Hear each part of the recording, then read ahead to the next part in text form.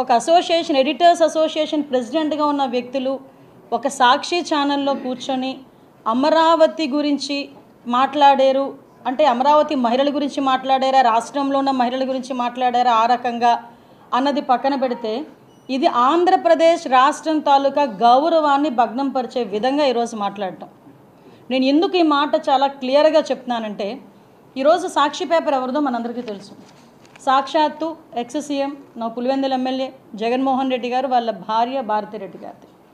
So అక్కడ కూర్చొని అమరావతి గురించి అలాంటి మాటలు మాట్లాడడం నాకు తెలిసి వైసీపీ వాళ్ళు కూడా హర్షించకూడదు, వాళ్ళు కూడా ఎట్టి పరిస్థితులను యాక్సెప్ట్ చేయకూడదు. ఇది ఇంకొకటి ఏంటంటే అమరావతి అంటేనే జగన్మోహన్ రెడ్డికి ఒక రకమైన అక్కసు.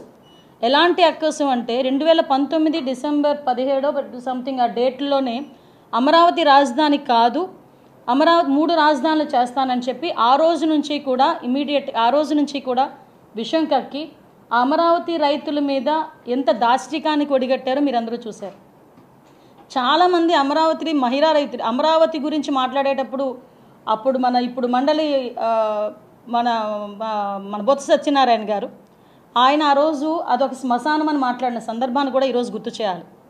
అట్ ద సేమ్ టైం ఒకానొక సందర్భంలో కొంతమంది అది అమరావతి కాదు కమరావతి అని చెప్పి మాట్లాడిన సందర్భాన్ని కూడా ఈరోజు మీకు గుర్తు చేయాలి.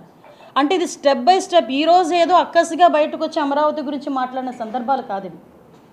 ఆ రోజు నుంచి వాళ్ళ అధికారంలో ఉన్న దగ్గర నుంచి కూడా అమరావతి మీద ఒక అక్కసి వెళ్ళగక్కి ఆ అమరావతి ఈరోజు మన రాజధాని అని ధైర్యంగా చిన్న పిల్లోడి దగ్గర నుంచి పెద్దవాళ్ళ వరకు చెప్పుకోగలుగుతున్నారంటే కొన్ని వేల మంది రైతుల తాలూకా త్యాగం అండి. అది సుమారుగా 34,000 ఎకరాలు కావాలి అంటే ఒక పైసా ఆశించకుండా రాష్ట్ర రాజధాని గురించి మా భూములు మేము ఇస్తామని చెప్పి ముందుకొచ్చి కేవలం చంద్రబాబు నాయుడు గారి మీద ఉన్న నమ్మకంతో ఆ రోజు ముందుకొచ్చి అంతమంది రైతులు ఆ రోజు